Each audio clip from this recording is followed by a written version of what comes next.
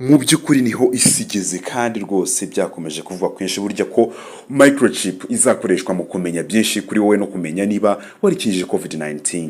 Sasa rero uko imyaka igenda ishira indi taha ku isi hagenda haduka ikoranabuhanga rirambye kandi benshi mu batuye isi bakisanga bari kurikoresha kubera ko nta yandi mahitamo kuko baba bakagombye ne kujyana birumvikana bagomba kujyana n'isi naho isi yerekeza. Gusa hari n'abandi usanga barinangiye ibiri kuba byose babihuza n'ibyo bita ko byahanuwe maze bakinangira kakahava. Sasa rero mu Rwanda hari abaturage benshi biruka cyase birukanwe mu kazi ndetse abandi batoroka igihugu kubera ko kwanga ko bakingirwa urukingo rwa COVID-19. Sasa rero bite n'imiyemerere yabo aho bava cyase aho bavuka ko bari kubateramo nyine agakoresho ka microchips. Nyamara ababivuga benshi nta nubwo bize ntibazi microchip cyari cyo usibye kubyumva ahandi ngo nabo bakagenda mu kigari gutyo batazi icyo bita microchip cyari cyo gusanga nyine n'abantu bagenda gutyo. Sasa rero ngo kenshi usanga ari abantu b'abaturage batazi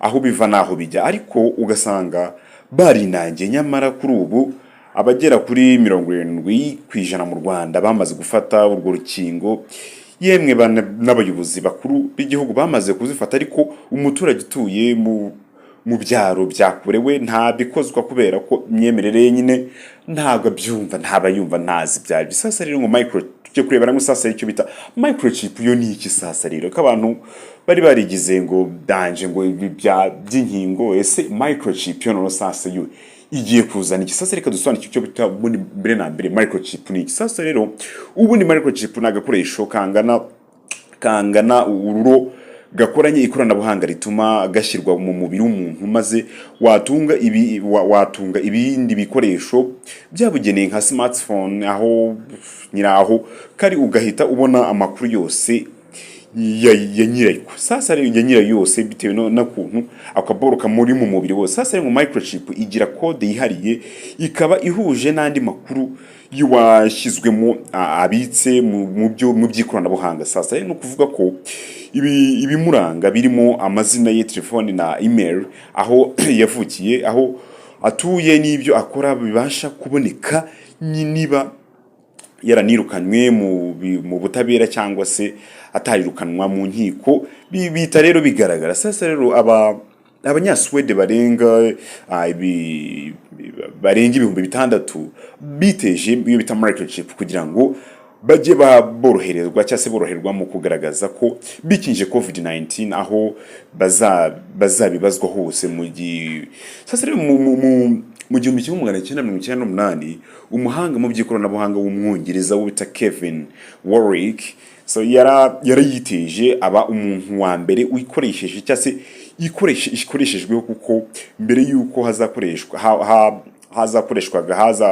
mbere yuko zakoreshwaga ku nyamaswa mu bikoresho by'ikoranabuhanga. Sasa rero muri Swede nicyo kimwe mu bihugu byateye intambwe ikomeye mu gukoresha iryo koranabuhanga aho muri 2018 ababarirwa mu bihumbi 4 bari bamaze guterwa microchips kandi nta wundi kandi ko nta nuwavuze ko yabihatiwe buri wese yabigikoraga ku bushake bwe. Sasa rero nyuma yuko mu ntangiriro z'Ukuboza 2021 icyo gihugu cyategetse ko umuntu ushaka kugera ahateraniye abarenga 100 agomba kwerekana ko yikingije. Birumvikana bamwe rero bahisemo gukoresha microchip kugira ngo biborohere nyine ko bigaragara ko bakingiwe nyine bitagiye kubagora. Sasa rero mu France France 24 yatangaje ko abagira ku ibihumbi 6 aribo bari bamaze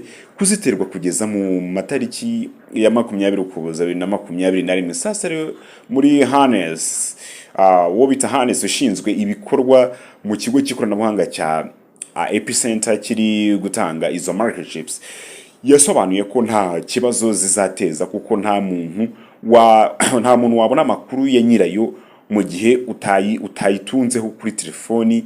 Sasa rero byegeranye cyase biregeranye zizaba zikoresha batiri z'umuriro ku buryo zitagira ingaruka ku bice by'umubiri. muri kumva ariko uko microchip zabo zikora bantu yemwe muri kumva.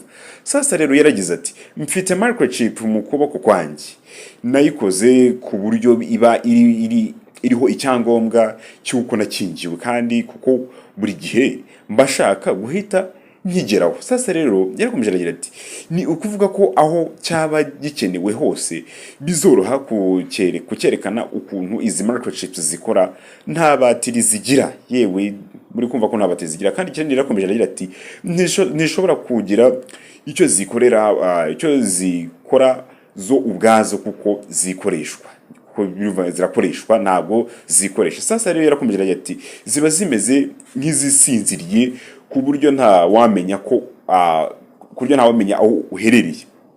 Sasa rero ikindi ngo zikora gusa iyo ugerageje smartphone nibwo nyine zigerageza gukora bitewe nuko ubuyikanguye nyine donko iyo utunzeho cyangwa se ukagira ubundi buryo bikoresha ubuyikanguye. Sasa rero muri Kanama muri 2022 US News yatangaje ko Leta Zunze Ubumwe za Amerika zananiwe kugera ku ntego zari zihaye ko mu mpera ya 2020 buri muturage wayo azaba yaratewe microchip. Sasa rero uretse kuba hari benshi bo mu icyo gihe cyageze bagifite amakenga ku ikoreshwa ryazo ku buryo batazemera birumvikana. Sasa rero leta zimwe zo muri icyo gihugu zari zigifata gutera microchip mu mubiri w'umuntu nk'ibinyuranyije n'amategeko. Sasa rero abamaze kuziterwa bavuga ko zibafasha guhora bafite hafi ibyo bakenera byose. Mu kiganiro yagiranye na ITV News muri 2019 yaragize ati ndashaka guhuza ikiremwa muntu n'ikoranabuhanga kandi ndatekereza ko bizagerwaho. Sasa rero uretse ko Swede izwiho gukataza mu ikoranabuhanga kuba irimo benshi bakoresha microchip ni uko bigoye guhererekanya amafaranga mu ntoki kuko na tike z'ingendo zishyurwa ari nazo bikoresheje ibyo bikoresho by'ikoranabuhanga. Sasa rero ngo microchip ishobora gufasha uyifite gufungura imodoka cyangwa se urugi atarukozeho, kubikuza amafaranga nta karita akoresheje, gusinya ko yageze ku kazi atagombye gukozaho igikumwe cyangwa se no ku mashini n'ibindi byinshi yerekana iyo microchip. Rero niko abantu benshi bari kuguma baziyahuza buri munsi baziteza kweri. Yewega microchip microchip nawe rero ntiworoshye n'ukuri kose uri gitangaza n'impamvu ya Mungu. Sasa rero yemwe bantu muri kumva microchip ariko hano muri kumva aho abandi bakataje bagira yemwe ntibizoroha. Isi ni hatari ubwo nyine ubwo amahitamo n'ayawe wayiteza cyangwa se utayiteza. It's up to you. Birakureba mushuti yanjye. Icyo nkora no kukubwira biba biri hano kamenya hisigeze ubundi asigaye nawe inama ni izawe kugira icyo yihitiramo. It's up to you niko nakubwiye muri rurimi rw'icyongereza birakuriba. Sasa rero reka njye twihura ubutaha gusa nyine by'isi byo ntibizoroha. Isi ikomeje kuba ishobira amahanga, ikomeje kuba isi y'amabanga kandi ikomeje kubera benshi ishobira amahanga.